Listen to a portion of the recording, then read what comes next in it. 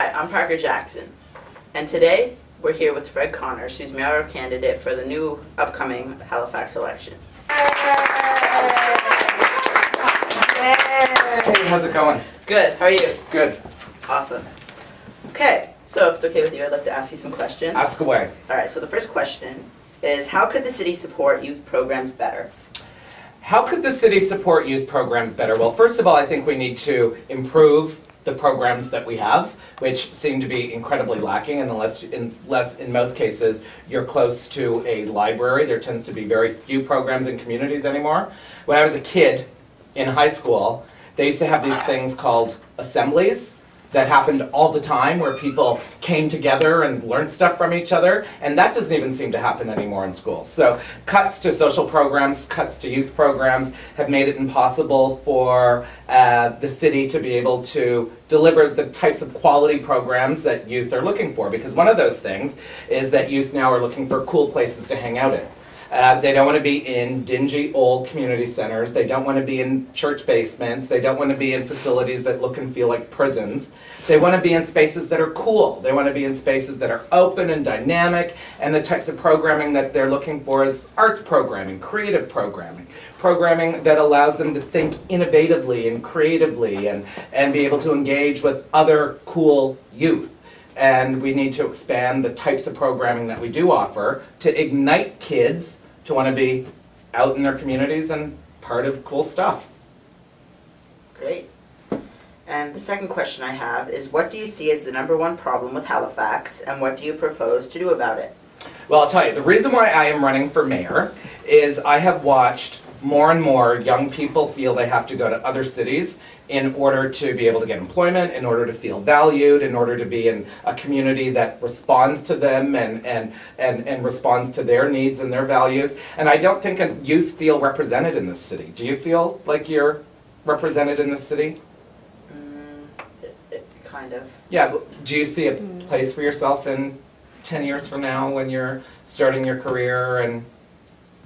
Yes. Okay, good. Well, that's a good thing to hear, because recently there was a youth report card that was just put out that showed that youth feel that there are less opportunities for them in Halifax, so they have to go to other cities. The vibrancy that they look for is lacking here than it is in other cities. That the quality of life is okay, but they don't really see a strong future for themselves. So I decided to run for mayor so that I could really focus on the issues challenging our youth and our professional youth. You know, youth just aren't teenagers. Youth are young adults starting their careers and feeling that they're not able to get professional opportunities here. So I think we as a city are failing our youth by not really understanding them, listening to them, finding out what it is they need in order for Halifax to be a place where they see themselves for the rest of their lives. Great. And the third question I have is, how can the city better include the history of the minorities in Halifax public programming? Well, I think the new library that's going in on Spring Garden Road is going to be a great way for us to be able to get all kinds of different community groups together. It's not just going to be a library where people go to check out books or DVDs. It's going to be a gathering place. It's going to be a center for data and information. And I think it's going to be a place where communities of all types can gather, share ideas, share their histories, and hopefully there will be within that building of the new Central Branch Library opportunities for histories of minority communities to be displayed and shared, so that you can go into these different types of displays within the library and learn about the queer community in Nova Scotia, learn about the Black community in Nova Scotia, learn about the First Nations community in Nova Scotia. We tend to not really celebrate diversity in this city. You know, we have the queer community, we have a Black community, we have a First Nations community, and more we're building a stronger community of people from the Middle East, we're building a stronger community of people from China, from the Philippines, from India, we have a Greek population, we have a Lebanese population, and where can we go to learn about these people? Where can we go to share these people's history and culture, except for one day a year at the Multicultural Festival? That's the only thing we have to celebrate the ethnic diversity in the city, and we need to have more of that. A festival for culturalism, multiculturalism once a year isn't enough. So more festivals would be a great way to share all of our histories and cultures. Great, thank you. Don't you think it would be like a good idea to have more than just one Pride Day a year? Yes. Yes! And I think people of every color would wish that they could have more than one day a year to celebrate their culture. And in Nova Scotia, that is only the Multicultural Festival. Great. Okay, so the next question I have, we're just going to switch it up a little bit. Sure, switch it up. The next question is, the bus service here really sucks. So what can the city do to improve it? Can I ask you a question? Yes. Do you use the bus? Yes. And can you tell me why it really sucks for you? The bus, it really sucks for me. Okay, so today I was waiting for the 52 so I could come to Love.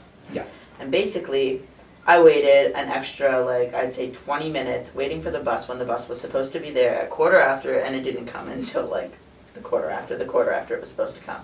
Yeah.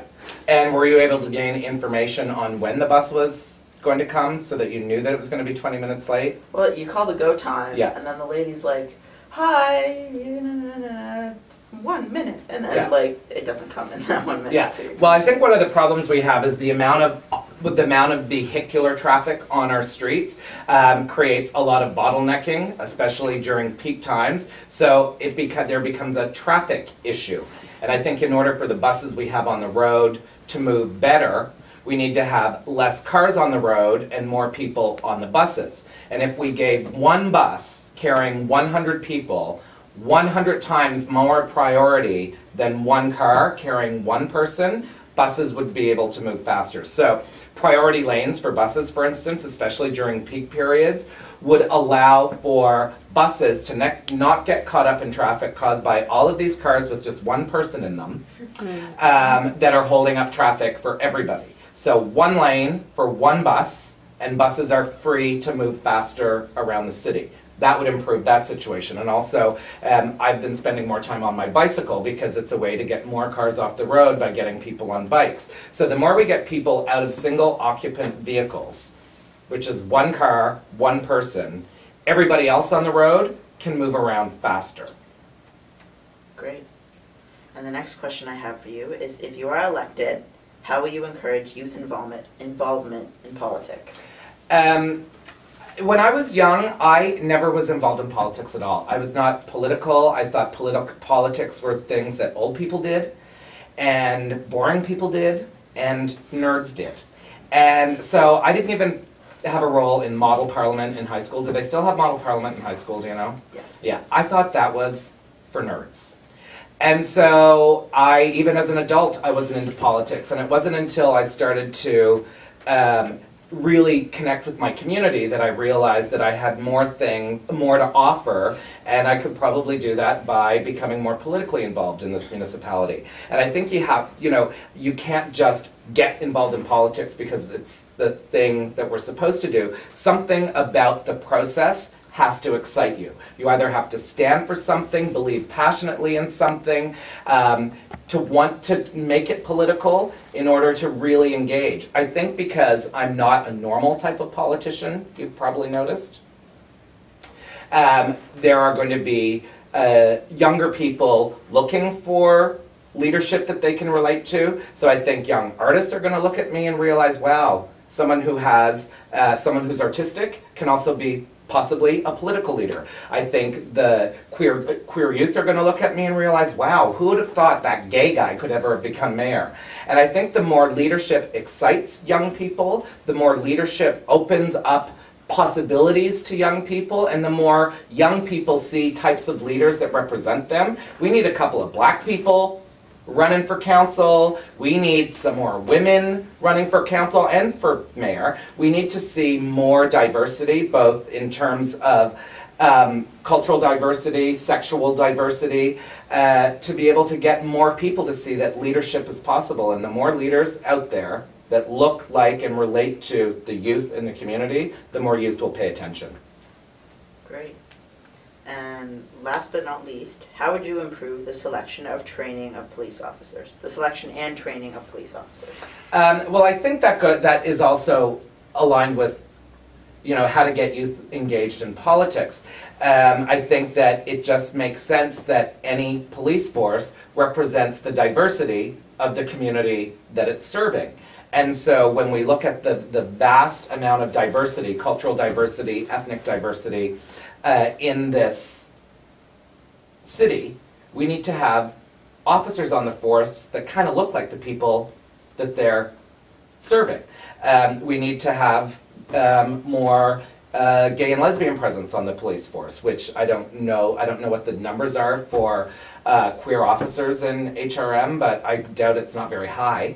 And so if we start selecting or recruiting new officers who have some kind of diverse background, I think that would be a really great place to start. That was it? Yeah. Okay, well, thanks for having me. Thanks for coming. Yay!